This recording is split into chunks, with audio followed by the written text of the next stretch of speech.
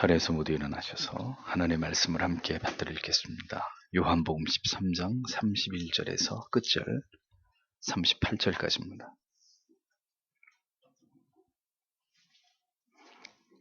다 같이 한 목소리로 읽겠습니다. 저가 나간 후에 예수께서 가라사대 지금 인자가 영광을 얻었고 하나님도 인자를 인하여 영광을 얻으셨도다. 만일 하나님이 저로 인하여 영광을 얻으셨으면 하나님도 자기로 인하여 저에게 영광을 주시리니 곧 주시리라. 소자들아, 내가 아직 잠시 너희와 함께 있겠노라. 너희가 나를 찾을 터이나 그러나 일찍 내가 유대인들에게 너희는 나의 가는 곳에 올 수 없다고 말한 것과 같이 지금 너희에게도 이르노라. 새 계명을 너희에게 주노니 서로 사랑하라. 내가 너희를 사랑한 것 같이 너희도 서로 사랑하라. 너희가 서로 사랑하면 이로써 모든 사람이 너희가 내 제자인 줄 알리라. 시몬 베드로가 가로되 주여 어디로 가시나이까? 예수께서 대답하시되 나의 가는 곳에 내가 지금은 따라올 수 없으나 후에는 따라오리라. 베드로가 가로되 주여 내가 지금은 어찌하여 따를 수 없나이까? 주를 위하여 내 목숨을 버리겠나이다. 예수께서 대답하시되 네가 나를 위하여 내 목숨을 버리겠느냐? 내가 진실로 진실로 내게 이르노니 닭 울기 전에 내가 3번 나를 부인하리라. 아멘. 자리에 앉으십시오. 너희도 서로 사랑하라. 이런 제목으로 요한복음 강의를 이어가도록 하겠습니다. 제자들과 마지막 만찬의 자리에서 이제 예수님은 유다를 제외한 11명의 제자들과 대화를 이어가고 계셨습니다.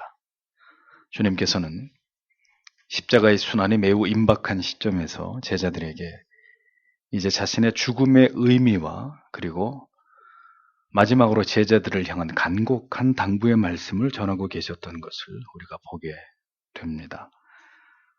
31절 말씀을 다시 보면 그러므로 그가 나간 뒤에 예수께서 이르시되 이제 사람의 아들이 영광을 받았고 하나님께서도 그 안에서 영광을 받으셨도다 이렇게 말씀하고 있습니다. 주님께서는 배신자 유다를 제외한 나머지 제자들에게 그들이 이제 깊이 마음에 새겨야 될 말씀을 시작하셨는데 그것은 바로 주님의 죽으심에 관한 이야기였습니다. 이제 바로 내일 너희는 매우 당황스럽고 그리고 두려운 어떤 일을 경험하게 될 것이다. 그러나 그 일은 결코 너희가 두려워할 일이 아니고 내가 영광을 받을 일이고 내 아버지께서도 이 일을 통해서 영광을 받으실 일이다. 주님의 죽으심은 지극히 영광스러운 일임을 다시 한번 강조하고자 하시는 그러한 의도에서 주님께서는 제자들에게 이 말씀을 하셨던 것입니다. 그러나 제자들은 여전히 주께서 하시는 이 의미심장한 말씀을 여전히 이해하지 못하고 있었던 것을 보여줍니다. 자신들이 생각하기에 자신들의 스승은 이제 곧 유대의 왕이 되시든지 최소한 유대 사회에서 매우 영향력 있는 지도자의 위치에 오르게 될 것이라는 그들은 그것을 믿고 기대하고 있었을 따름이었죠. 그들은 이제 내일 자신의 스승이 그들의 기대와는 전혀 다른 영광이라는 단어와는 너무도 거리가 먼 모든 사람들로부터 멸시와 수치와 조롱과 온갖 순환을 당하게 되리라는 것을 전혀 모르고 있었던 것입니다.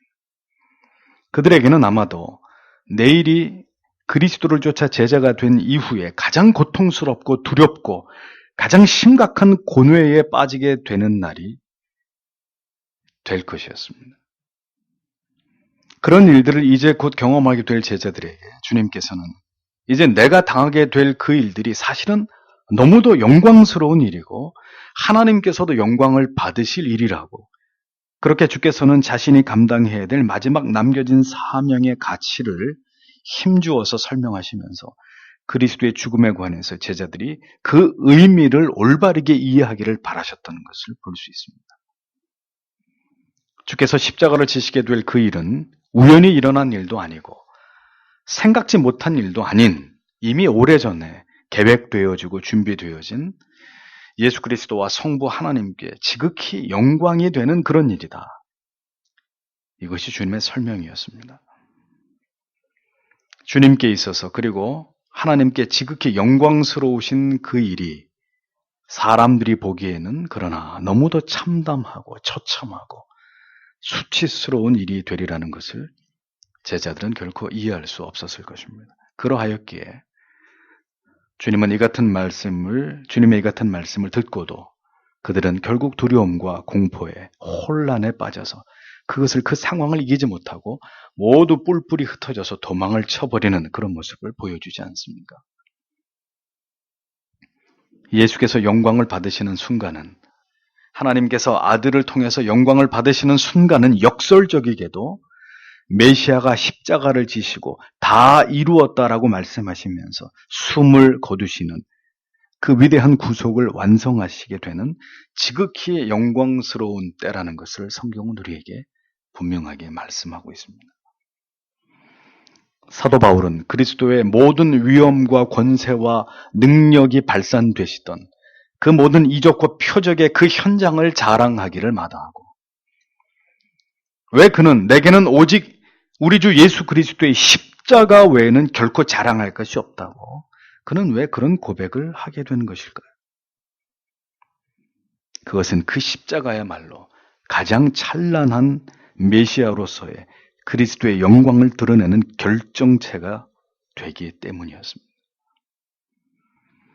죄인을 구원하시기 위한 하나님의 위대하신 뜻은 예수 그리스도의 십자가의 죽으심을 통해서 마침내 완성되고 성취되는 것이기에, 그 일을 수행하신 그리스도께서는 십자가의 죽으심이 자신을 영광스럽게 하는 일이고, 아버지께서는 나를 통해서 영광을 받으시게 되는 일이라고 그렇게 말씀하신 것을 보게 되는 것입니다. 그러므로 우리는 이 말씀을 통해서 하나님의 영광 받으심이 무엇인가에 대한 분명한 깨달음이 있어야 할 것입니다. 이미 이 주제는 여러 차례 말씀드린 바 있습니다. 영광은 하나님의 뜻이 이 땅 위에서 이루어짐을 통해서 드러나는 가장 찬란하고 위대한 가치입니다.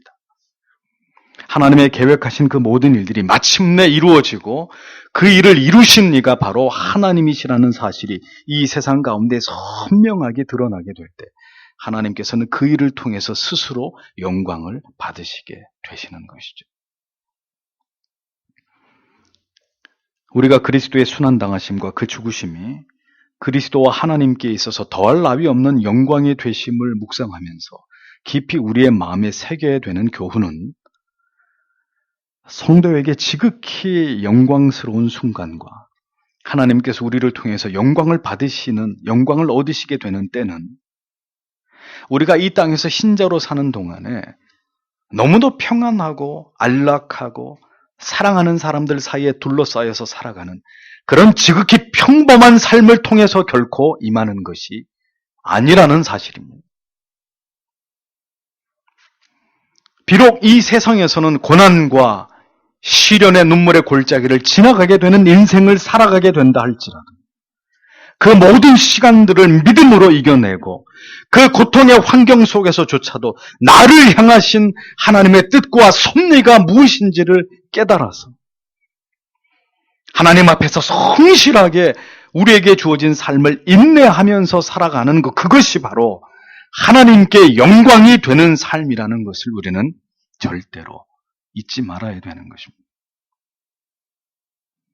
고난 속에서도 결코 꺾이거나 포기하지 않으면서 우리에게 주어진 인생의 길을 참된 신자로 하나님께서 기뻐하시는 가치를 이루기 위해서 고군분투하면서 살아가게 될 때, 하나님께서는 그러한 성도와 함께 하시고 그를 붙들어 주시고 힘과 위로와 은혜를 베풀어 주시는, 그래서 천국에 합당한 시민으로 그를 빚어가시고 그의 삶을 통해서 영광을 받으시는 분이 바로 하나님이시라는 것입니다.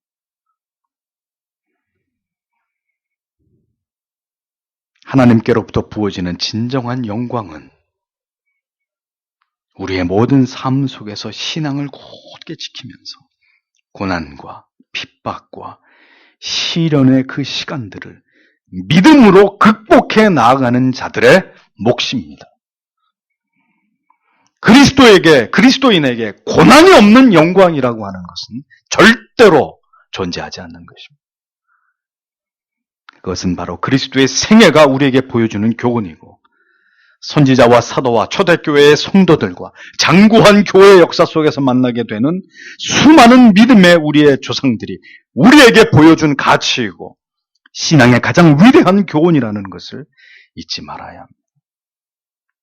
그래서 우리에게는 그저 잘 먹고 잘 살고 건강하게 편안하게 살아가는 것만이 우리가 추구해야 될 인생의 근본적인 가치가 될 수 없다는 것입니다. 성도는 고난받는 자들입니다. 그 필연적인 고난을 통해서 그 위대한 진리의 좁은 문으로 들어가는 자들입니다. 여러분 모두에게 아픔이 있으시고 벗어나고 싶은 고통이 있는 줄 압니다. 하지만 그 모든 고난을 우리에게 허락하신 하나님의 뜻이 분명히 있다는 것을 굳게 붙들어야 합니다. 그리고 인내할 힘을 구하는 여러분들이 되셔야 하는 것입니다. 그 길 끝에서 주께서 받으신 그 영광을 우리도 반드시 얻게 될 것이라는 그 믿음이 우리에게 반드시 필요한 것이죠. 이 진리의 가치를 알지 못하는 자, 결코 끝까지 신앙의 길을, 그 고난의 길을 완주하지 못하고 반드시 중도에서 포기할 수밖에 없게 되어 있습니다. 아버지의 뜻을, 하나님의 뜻을 그렇게 성실하게 온 마음과 온 몸으로 감당해내신 그리스도를 향해서 하나님께서는 어떤 보상을 베푸시는지를 주께서는 이어서 말씀하십니다. 32절에 만일 하나님께서 그 안에서 영광을 받으셨다면 하나님께서도 자기 안에서 그에게 영광을 주실 것이요 즉시 그에게 영광을 주시리라. 오늘은 영광이라는 단어가 많이 나옵니다. 자, 이 말씀이 주님 자신을 위한 말씀일까요? 보아라, 내가 이렇게 메시아의 사명을 감당함으로 나는 이제 하나님께 영광을 받을 자가 될 것이다. 성자께서 성부로부터 얻게 되실 그 영광을 우리에게 자랑하시려고 지금 이런 말씀을 하고 계시는 것일까요? 그렇지 않습니다. 아들의 십자가의 대속적인 죽으심과 구속의 완성을 통해서 하나님께서 영광을 받으시고 그렇게 순종하여 하나님의 뜻을 이루신 아들을 지극히 높여서 하나님이 그를 영화롭게 하셨다면 그와 마찬가지로 어떠한 고난이 닥쳐도 하나님을 의지하고 하나님께서 살아내기를 바라시는 참된 성도의 삶을 살아내는 자들에게도 아들에게 주신 그와 같은 동일한 영광으로 하나님이 그들을 높여주실 것이고 그들에게 영광을 덧입혀 주실 것이라는 그 사실을 그리스도의 제자들과 그리고 우리들이 그것을 소망하게 하기 위해서 주님께서는 바로 이 말씀을 제자들에게 전하신 것이죠.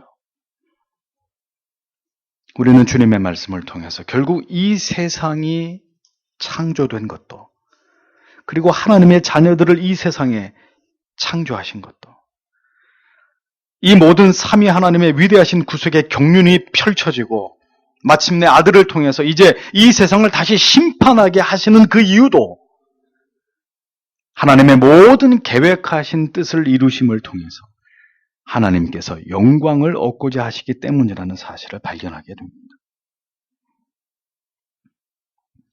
모든 존재하는 것들은 그 존재하는 동안에 하나님의 영광을 목표로 해야 된다는 것을 진리의 성경은 우리에게 분명하게 결론 맺고 있다는 사실을 우리는 알아야 합니다. 하나님의 지으신 피조물들 가운데 인간은 단연 으뜸입니다. 가장 뛰어난 지능과 무엇보다 하나님의 성품을 고스란히 물려받은 존재가 바로 인간입니다. 그러하기에 하나님께서는 인간을 통해서 하나님께서 영광 받으시는 일들을 결코 그렇게 지극히 평범하게 섭리하지 않으셨다는 사실을 먼저 우리는 이해해야 될 필요가 있습니다. 꽃은 꽃을 피워서 영광을 드러내고 나무는 열매를 맺어서 영광을 돌립니다. 짐승들은 그 짐승들을 디자인하시고 창조하신 그대로 야생에서 살아가고 존재하고 번식하는 것으로 하나님께 영광을 돌립니다. 아름다운 자연은 그렇게 창조주의 의도에 따라서 각기의 모습으로 존재하는 것만으로 조물주의 영광을 찬양할 수 있습니다. 하지만 인간은 다릅니다. 동물과 비교할 수 없는 능력을 하나님께서 주셨고, 그 능력으로 인간은 사회와 국가를 구성하고 물질과 문명을 이룩하게 됐습니다. 인간은 다른 동물과는 달리 여러 과정과 단계를 거쳐서 성장하고 비교적 긴 시간 속에서 수많은 경험들을 축적하면서 성장해 나아가는 존재가 인간입니다.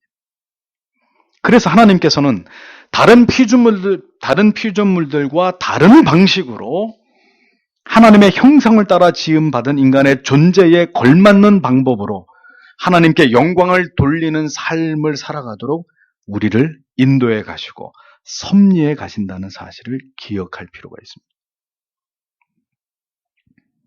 하나님의 뜻을 추구하는 지성과 하나님의 사랑을 느낄 수 있는 감성, 그리고 하나님의 뜻대로 살고자 하는 의지, 이 모든 것들을 사용해서 가장 먼저는 하나님께서 어떤 분이신지를 알고 그 하나님의 뜻을 정교하게 깨달아야 되는 것이고, 그리고 인간은 어떤 존재인지, 인간은 타락하고 부패한 실존을 가지고 있는 그런 존재라는 것을 깨달아야 되는 것이고, 나아가서 자신의 존재의 의미와 목적과 사명을 발견함으로 하나님을 경외하고 하나님께 영광을 돌리는 삶을 살아가게 되기를 하나님께서는 그의 자녀들에게, 만물의 영장인 인간들에게 요구하고 계신다는 겁니다.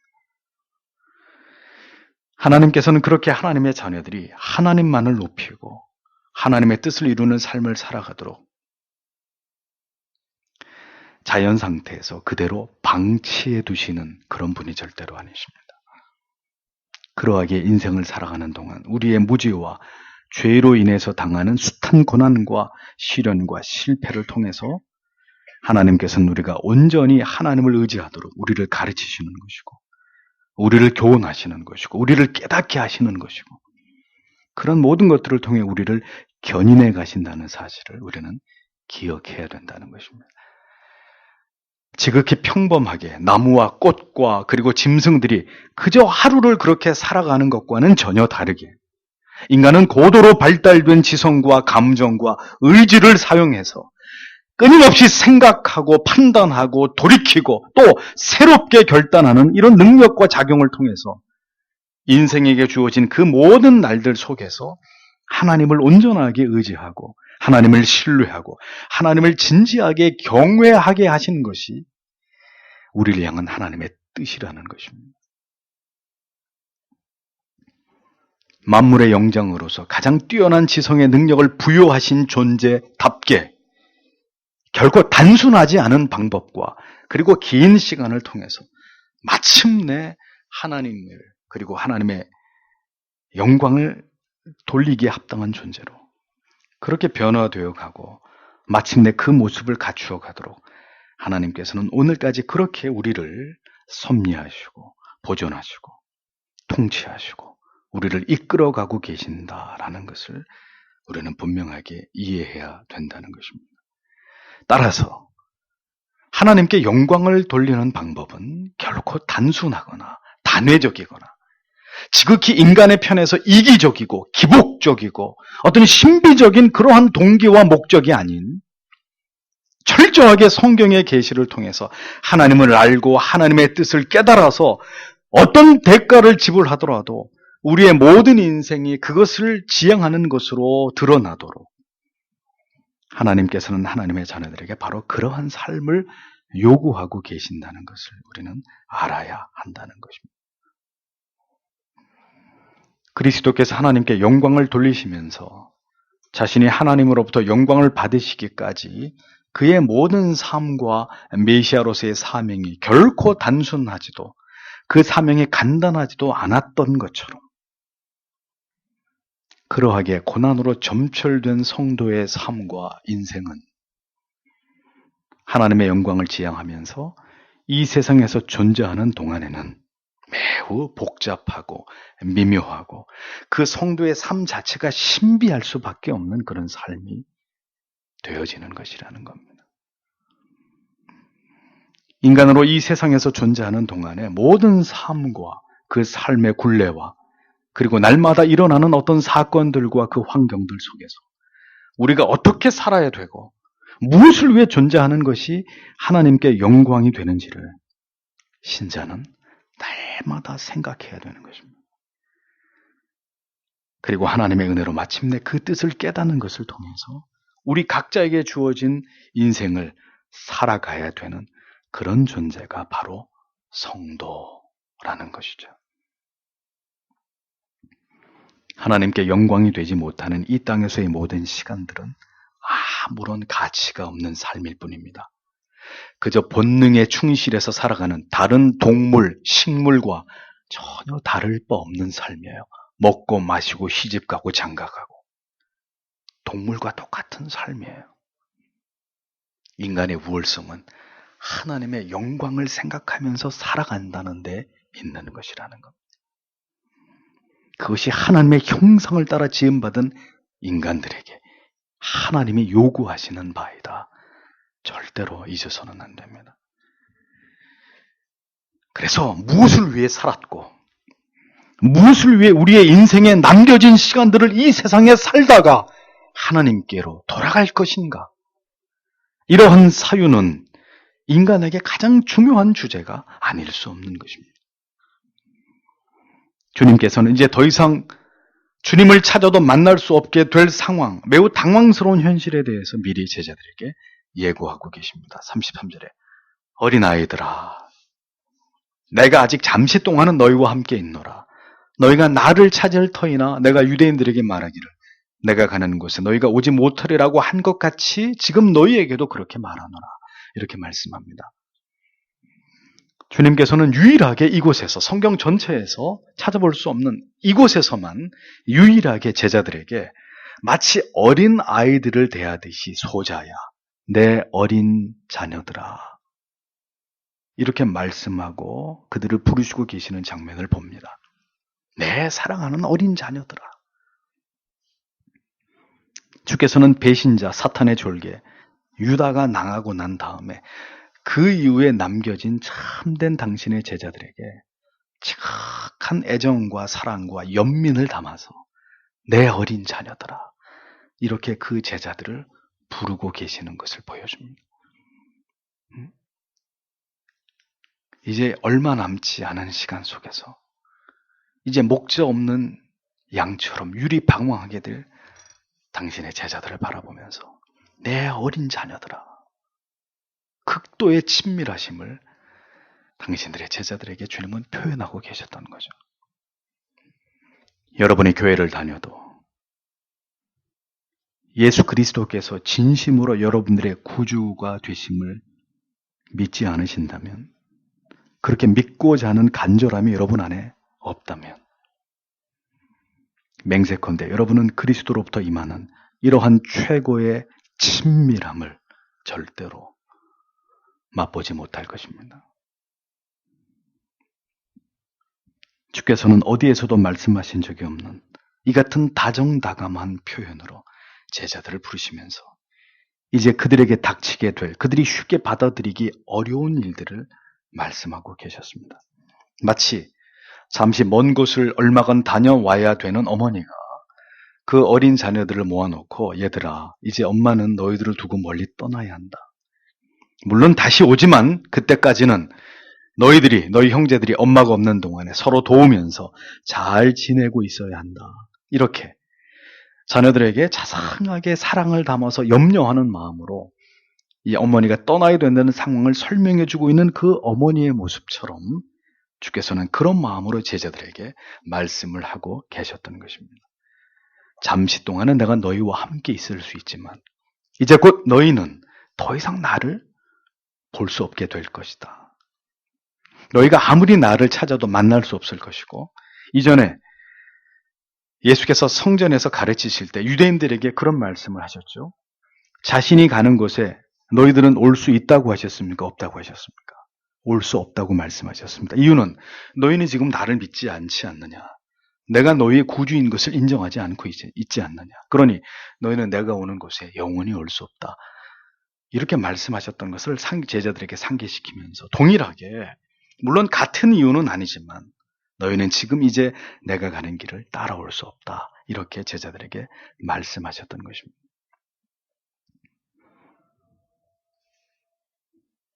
주께서는 이제 곧 십자가의 죽으심을 맞이하실 것이고 부활하심으로 승천하실 것이기에 주께서는 제자들에게 미리 이러한 이별에 대해서 말씀을 하고 계셨던 것입니다. 주의 죽으심이 임박해 오고 있었던 때에 주님께서는 이렇게 최대한 제자들에게 그들이 당하게 될 일들과 그 일들이 갖는 중요한 의미들, 그리고 이제 주님과 이 땅에서 다시는 보지 못하게 될 것이라는 이러한 이별에 관해서 충분히 제자들에게 설명하고 계셨던 것이죠. 언제나 용의 주도하게 사명을 이루어 가시던 주님께서는 이렇게 그 마지막 순간이 다가오고 있는 가운데서도 제자들에게 전달하셔야 될 중요한 지식들을 소상히 그리고 차분하게 하나씩 하나씩 그들에게 전하고 계시는 장면을 우리에게 보여줍니다. 지금은 알 수 없어도 언젠가는 그들이 이 모든 주의 말씀을 생각하고 깨닫게 될 날을 주님은 내다보시면서 그 모든 말씀들을 남겨 놓으시는 것입니다.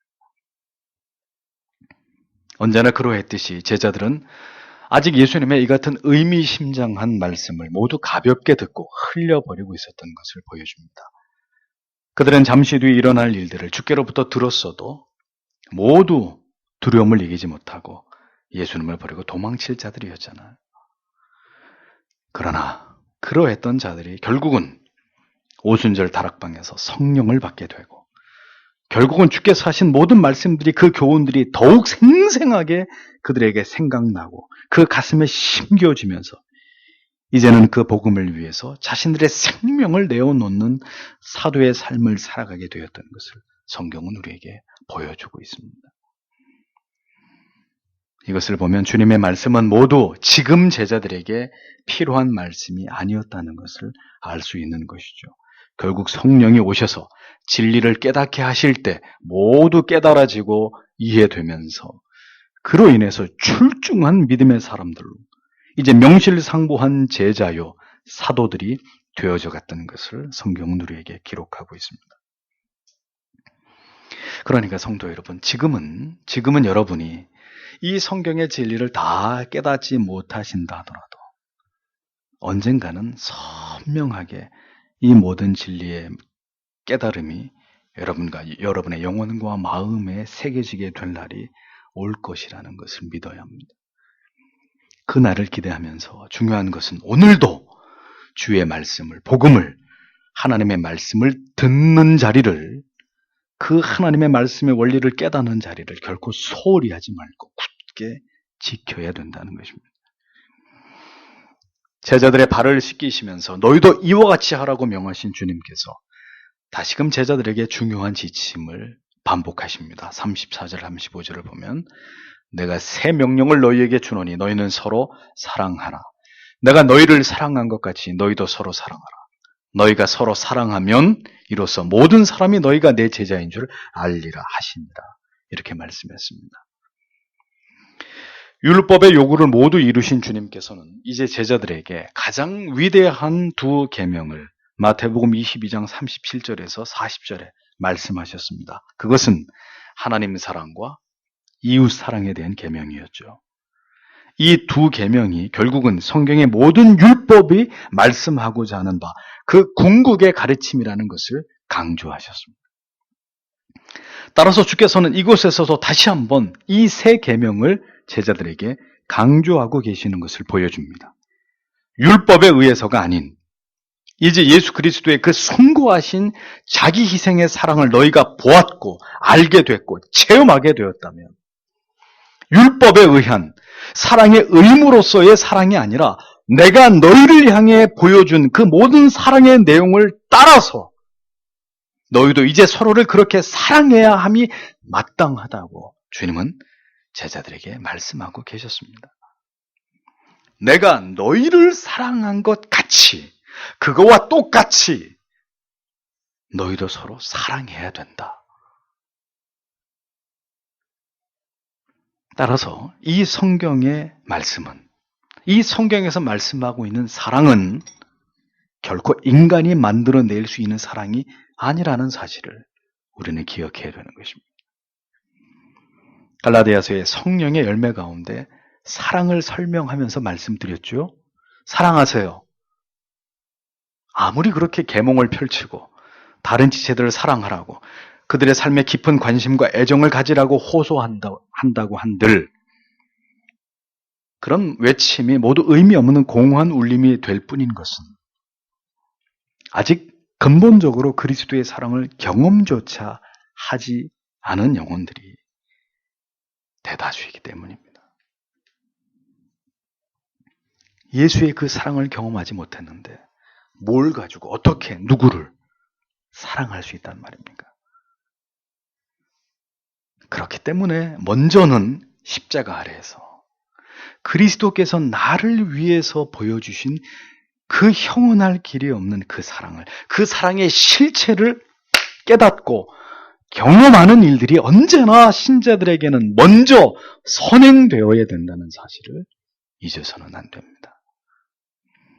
지난주에도 말씀드렸듯이 그 근본적인 자신이 체험한 그 형언할 길이 없는 사랑의 감격이 없는데 그리스도의 사랑을 경험하지 못한 자가 어떻게 자신을 사랑할 수 있으며 북한 땅에 있는 동포를 사랑하고 저 사악한 무슬림들을 또 도무지 반성할 줄 모르는 일본을 그리고 우리가 미워하고 혐오하고 지극히 무관심 속에 묻어둔 자들을 우리에게 무슨 능력이 있어서 그들을 사랑할 수 있다는 말이겠습니까? 불가능한 이야기예요.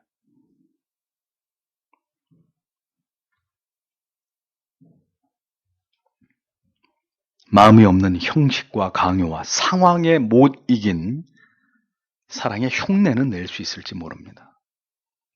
값싼 동정으로 그것이 영혼을 위한 사랑이라고 착각할 수 있을지는 모르겠지만 주께서 말씀하신 그 사랑으로 서로를 그리고 미워하는 사람을 사랑할 수는 없는 것입니다.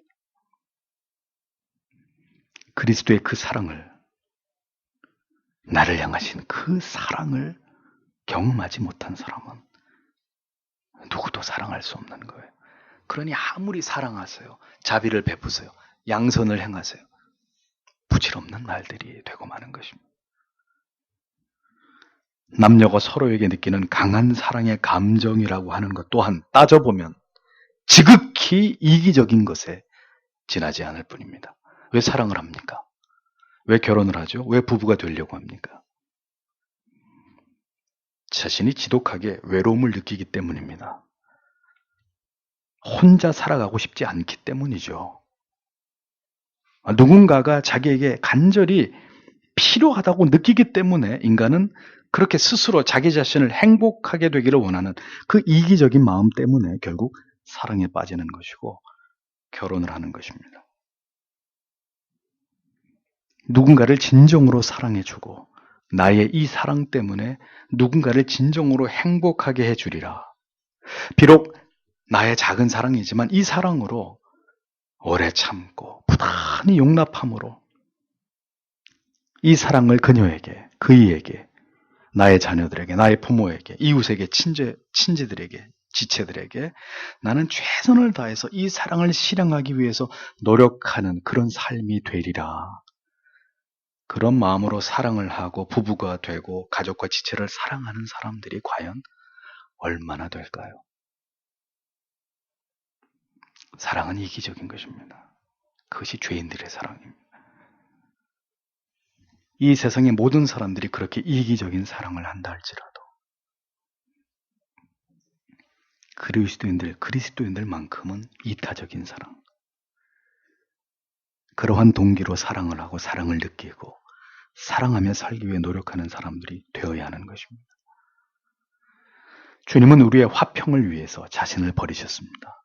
주님 자신의 행복을 위해서가 아니라 하나님의 백성들을 끊어진 하나님과의 관계를 다시 이어주고 다시 하나님과의 화목을 도모시키기 위해서, 즉 우리의 행복을 위해서, 우리의 영생을 위해서 주님은 그렇게 자신을 버리셨습니다. 그러므로 가장 주님을 닮은 사랑이라고 하는 것은 어떤 사랑이겠습니까? 나 때문에 나의 가족들과 지체들이 내 덕을 보게 하는 것입니다. 나 때문에 지체들이 즐거워하고 나 때문에 나의 가족이 행복해지고 나 때문에 지체들이 주님의 교회가 주의 사랑으로 충만해지게 되는, 그것이 바로 너희를 사랑한 것 같이 너희도 서로 사랑하라고 말씀하신 그 주님의 뜻에 순종하는 삶이 되는 것이죠. 그리스도인은 그리스도께서 몸소 보이시고 우리에게 가르치신 그 가치를 좇아서 살아가는 자들이고, 그것이 가장 우선이 되고 우리가 추구해야 될 본질적인 삶의 내용이 된다는 것을 아는 사람들입니다. 신앙은 외식과 형식이 아닙니다. 죽은 전통과 의식에 얽매인 종교적 관념이 아니라 실제적인 삶입니다. 서로의 발을 씻기라 하신 말씀을 여러분의 삶 속에서 어떻게 구체화할 것인지를 생각하고 고민하셔야 되는 것입니다. 내가 너희를 사랑한 것 같이 너희도 서로 사랑하라 하신 이 말씀을 가슴에 품고 주께서 우리에게 주신 이 마지막 계명을 우리의 삶에서 어떻게 구현할지를 진지하게 기도하고 고민하는 그런 모습이 우리에게 있어야 하는 것입니다. 내가 너희를 사랑한 것처럼 너희도 서로 사랑하라고 하셨지만, 그렇게 우리가 서로를 사랑하지 못하는 우리의 이 죄성을 끌어안고 처절하게 주님 앞에 가슴을 치면서 간구하고 고뇌하는 삶은 곧 우리가 하나님의 제자라는 것을 증명해낼 수 있는 가장 분명한 증거가 된다고 주님은 그렇게 우리에게 말씀하셨잖아요. 말세의 사람들은 미움과 분노를 참지 못합니다. 그리고 진실된 사랑을 하지 못합니다. 그들은 철저하게 이기적일 뿐입니다. 그러나 성도는 서로 사랑하라 하신 이 말씀을 붙들고 간절히 주의 은혜를 구하면서 이 계명을 통해서 우리가 그리스도의 제자임을 드러낼 수 있기를 끊임없이 노력하는 그런 존재가 되어야 한다는 것입니다. 사랑할 수 없는 대상을 가슴에 끌어안고 사랑할 수 있게 해달라고 여러분 목 놓아서 기도해 보신 적이 있습니까? 죄인은 죄인을 결코 사랑할 수 없습니다. 당신을 내 생명처럼 사랑합니다. 새빨간 거짓말입니다. 그 일은 오직 주의 은혜가 임할 때 비로소 가능할 뿐입니다. 은혜를 구하는 간절한 기도와 삶이 없이는 결코 사랑은 실현 가능한 명령이 아니라는 것을 잊지 마십시오. 기도로 지켜내는 사랑이고 기도로 감당할 수 있는 사랑이 죄인들에게는 존재할 따름인 것입니다. 세상은 그렇게 자신들이 도저히 이룰 수 없는 가치를 이루기 위해서 몸부림치는 교회의 모습을, 성도의 모습을 보고 싶어 하는 것이죠.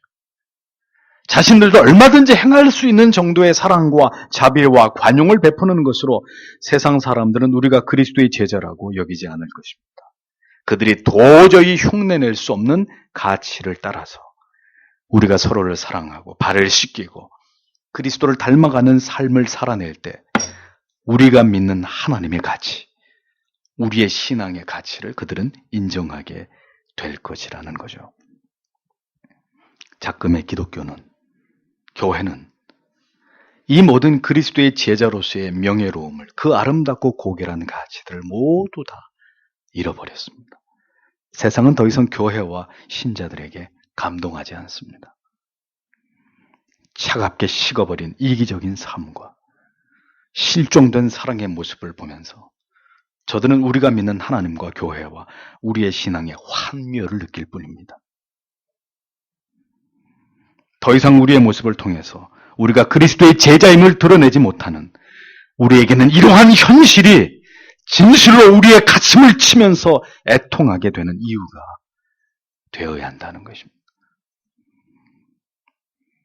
성도의 진실된 사랑은 우리가 하나님의 자녀임을 드러내는 가장 훌륭한 수단이 됩니다. 우리가 주의 이름으로 헐벗고 굶주리고 곤경에 처한 작은 자를 대접하는 것이 곧 하나님을 대접하는 일이다. 우리는 절대로 그것을 잊지 말아야 할 것입니다. 사랑하는 성도 여러분, 우리의 믿음이 부디 행동하는 믿음이 되기를 소망합니다. 진실로 우리가 어떻게 서로를 사랑하며 우리의 이웃들을 사랑할 수 있을지를 더 구체화하기 위한 그런 노력들이 우리에게 절실히 필요하다는 것을 깨닫습니다. 청년 여러분, 목사가 간곡히 부탁하건대 부디 주께서 여러분들에게 돌아보기를 명하신 어려운 분들, 연로하신 의지할 곳 없는 분들을 섬기는 일에 여러분의 마음을 다하십시오. 이것은 해도 그만, 안 해도 그만이 아닌 그리스도의 명령입니다. 이러한 명령을 우습게 여기는 그대들은 과연 진정으로 그리스도를 사랑하는 그리스도의 사람이 맞는지 자신에 대해서 진지하게 고민해 보셔야 됩니다. 사랑은 반드시 구체화된 행위와 마음의 고백을 동반합니다. 어떤 어려움이 있어도 그 사랑은 표현되고 고백되게 되기 마련입니다. 그러므로 사랑해야 함의 당위를 논하기 전에 우리는 먼저 우리가 그리스도의 진실된 사랑을 경험한 자인가? 이것을 먼저 확인해 봐야 될 필요가 있는 것이죠. 결국 그 사랑이 우리로 하여금 그리스도께서 우리에게 보이신 사랑을 실천하고 실행하게 만드는 원동력이 되기 때문입니다. 우리는 다시 시몬 베드로와 예수님의 대화를 듣습니다. 36절에 시몬 베드로가 그분께 이르되 주여 어디로 가시나이까 하니 예수께서 그에게 대답하시되 내가 가는 곳에 내가 지금은 따라올 수 없으나 나중에는 따라오리라 하거늘 이렇게 말씀합니다.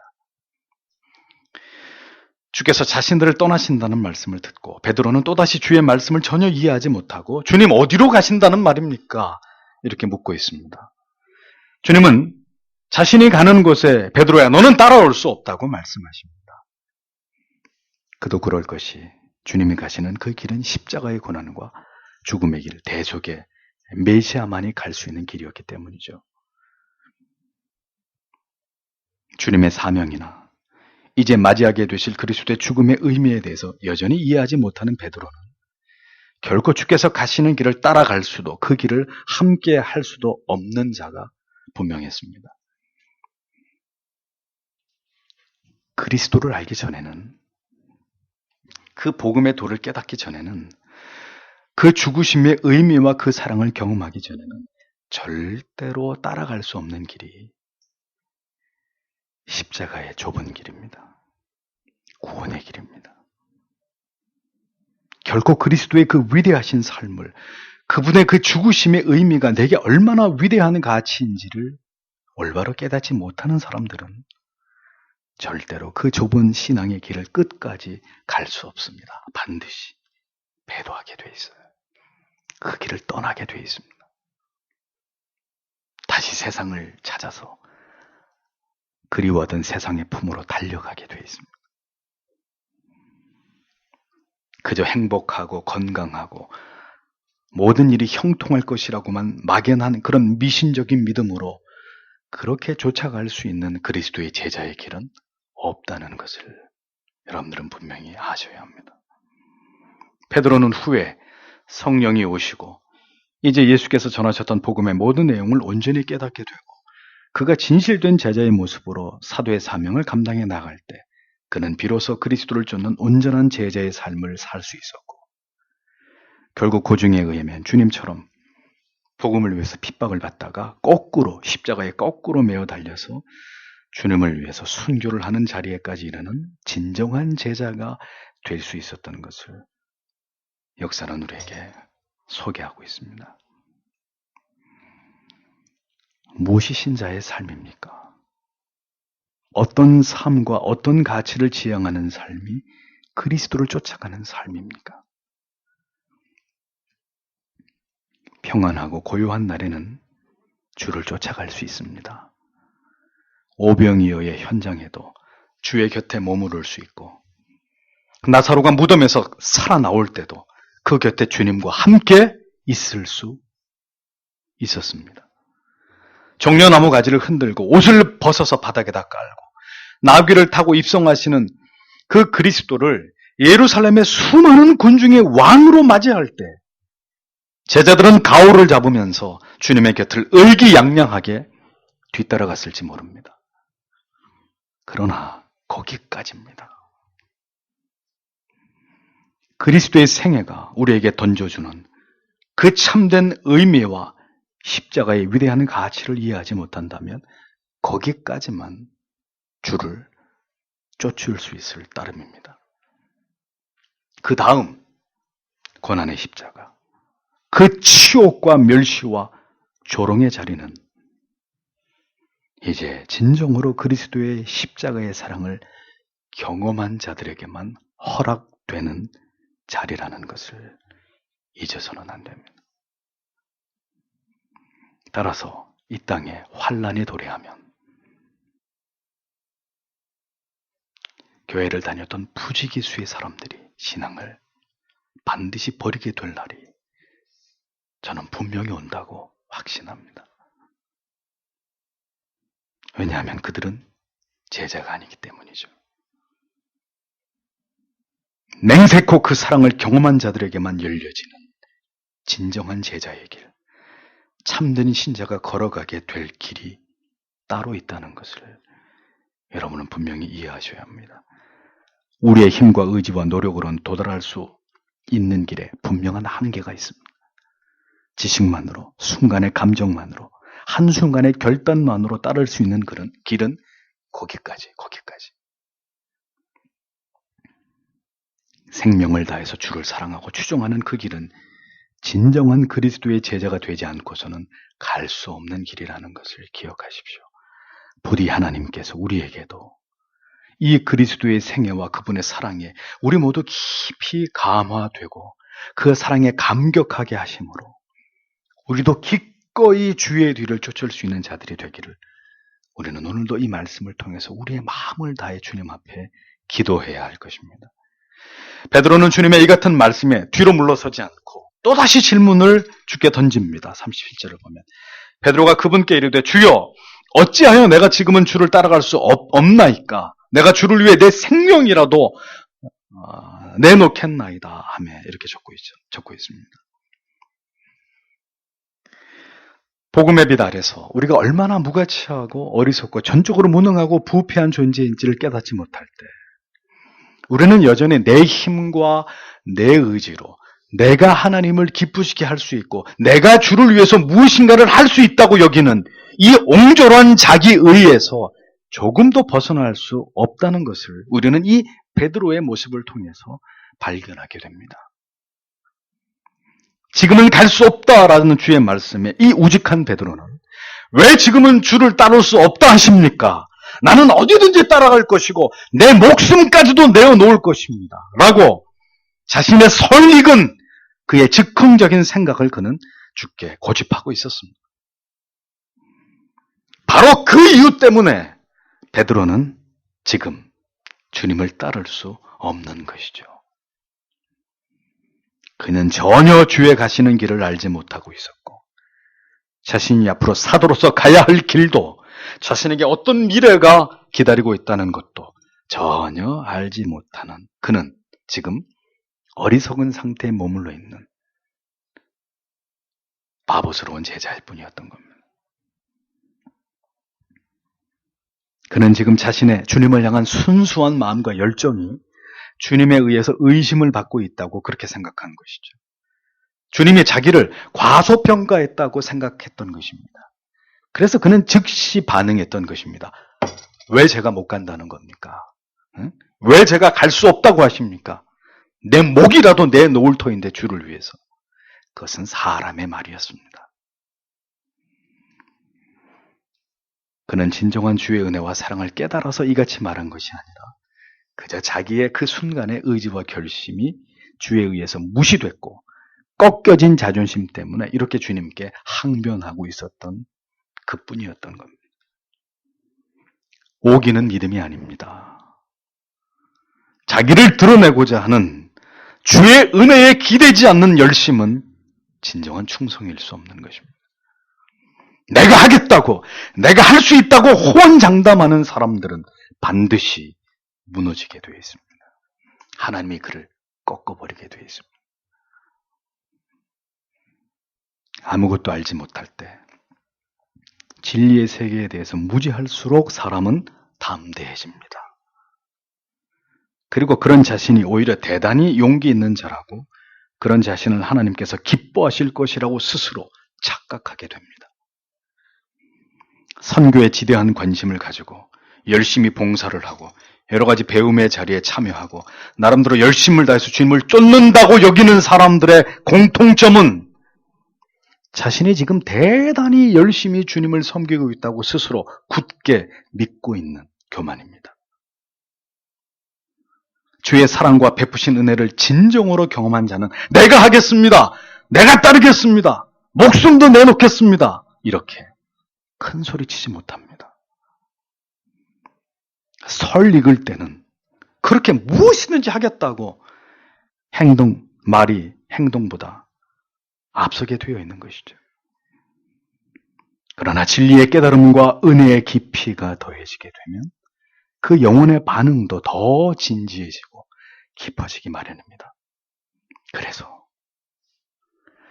나 같은 죄인도 주님 써주시겠다면 이 목숨 다해서 주님을 섬길 뿐입니다. 진실되게 고백하면서도 또한 그런 어떤 사명의 일도 주의 은혜가 없이는 절대로 감당할 수 없노라고 겸손히 자기의 무능을 인정하게 되는 그런 모습으로 나타나게 되는 것이죠. 익은 벼가 고개를 숙이듯이 말입니다. 내가 할 수 있는 일은 살아보니 주님을 섬겨보니 정말 내가 할 수 있는 일은 아무것도 없다는 것을 그가 깨달았기 때문입니다. 베드로의 모습 속에서 오늘 우리 자신의 모습이 보이지 않는지를 우리는 깊이 생각해 볼 필요가 있습니다. 베드로는 주를 위해 자기의 목숨을 버리겠다고 큰 소리를 쳤지만 이어지는 주님의 대답은 그러한 그의 말이 얼마나 속 빈 깡통처럼 요란하기만 할 뿐인지를 무의미한 말인지를 분명하게 깨닫게 해주시죠. 38절에 예수님께서 그에게 대답하시되 내가 나를 위해 내 생명을 놓겠느냐? 진실로 진실로 내가 내게 이르노니 숱하게 울기 전에 내가 3번 나를 부인하리라 하시니라. 이렇게 기록하고 있습니다. 고맙구나 베드로야. 내가 나를 위해 죽겠다니 이게 얼마나 기특한 말이냐. 주님은 그렇게 말씀하지 않았습니다. 너는 지금 네가 하는 말의 의미를 전혀 알지 못하고 있구나. 내가 나를 위해 내 목숨을 버리겠다는 말은 내 자신에 대한 철저한 무지와 또한 나의 가는 길에 대한 너의 무지에서 비롯된 말에 지나지 않는다. 내가 분명히 내게 말하건대 닭이 울기 전에 베드로야, 내가 3번이나 네가 나를 안다는 사실을 수치스러워하고 부끄러워하면서 너는 나를 부인하게 될 것이다. 너는 그렇게 행동함으로써 너의 생명을 구걸하려고 하는 그런 자가 될 것이다. 이것이 베드로에게 주신 주님의 말씀의 의미였습니다.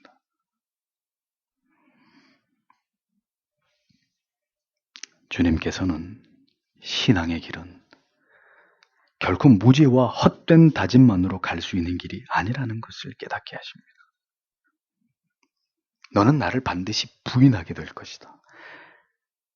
베드로의 억울함을 호소하는 말에 쐐기를 박는 말씀으로 그의 헛된 장담을 그치게 하시는 주님의 모습을 봅니다. 아무리 위대한 신앙의 고백과 열심과 충정도 진리에 대한 무지 앞에서 이렇듯 가볍게 무너질 수밖에 없다는 것을 우리는 기억해야 합니다. 하늘의 별을 따오는 충성을 주께 드린다고 해서 주를 부인하지 않는 자가 될 수 있는 것은 절대로 아닙니다. 우리는 모두 주를 부인하고도 남아 믿는 비겁한 자들일 뿐입니다. 진리에 대한 확고한 깨달음과 확신이 없을 때 예수 그리스도의 구주 되심에 대한 신비에 새겨진 은혜와 체험이 없을 때 우리는 너무나 쉽게 우리에게 닥친 두려움과 환난과 불이익 앞에서 우리는 어렵지 않게 그리 오래 갈등하지 않고도 쉬 믿음을 팔아버리는 자들이 될 수 있다는 것을 우리는 잊지 말아야 합니다. 우리는 아직 이 평안의 시대를 지나가는 동안에 우리의 믿음이 어느 정도인지를 가늠할 길이 없습니다. 그러나 마침내 우리에게 환난과 핍박이 도래하고 우리의 한순간의 불의한 결정이 막대한 이익을 가져다 줄 수 있는 유혹 앞에 서게 될 때 우리는 우리가 누구인지를 비로소 알게 될 것입니다. 주를 부인하지 않는 길, 황금의 위력 앞에서 무릎을 꿇지 않을 수 있는 길은 오직 우리의 영혼에 새겨진 참된 진리의 붙들림으로 그 은혜에 우리가 사로잡힐 때만이 가능할 뿐인 것입니다. 오직 주의 은혜가 아니고서는, 주의 붙드심이 아니고서는 우리 가운데 누구도 우리의 믿음을 지킬 자가 없을 것입니다. 우리의 모든 고백과 서원과 결심들은 반드시 무너지게 돼 있고 변덕을 부릴 수밖에 없기 때문이죠. 오직 주의 은혜가, 부인할 수 없는 참된 진리가 우리의 영혼에 깊이 새겨지고 차곡차곡 쌓여질 때만이 우리는 결국 끝까지 우리의 믿음을 지킬 수 있을 뿐입니다. 부디 사랑하는 성도 여러분, 우리는 주를 위해서 과연 우리의 모든 것을 버릴 수 있는 신앙을 가진 자들인가? 우리는 지금 어떤 모습으로, 어떤 믿음으로, 어떤 확신과 지식을 따라서 주님을 쫓고 있는 자들인지를 생각해 볼 필요가 있습니다. 우리의 신앙의 고백은 과연 끝까지 주를 부인하지 않을 수 있는 고백인지를, 우리의 마음은 어떤 일이 있어도 결코 변질되지 않을 마음인지를 깊이 생각해 보셔야 합니다. 무지 속에서의 담대함도 아닌 어떤 헛된 장담조차도 할 수 없는 그만큼 미약한 믿음으로 우리는 계속 이렇게 먼 발치에서 주님을 쫓아가도 되는 것인지를 생각해 볼 필요가 있는 것이죠. 이렇게 살아가던 어느 날 우리의 믿음이 마침내 시험대 위에 올라가서 그 진위를 가려야 하는 순간이 찾아온다면 주를 모른다고 깨끗하게 부인할 자들이 과연 우리 가운데 나오지 않을 것인지를 생각해 봐야 되는 것입니다. 그래서 여러분, 두려운 마음이 있어야 합니다. 주여 부디 나의 믿음을 붙들어 주옵소서. 주여 세상 끝날까지 주를 부인하지 않도록.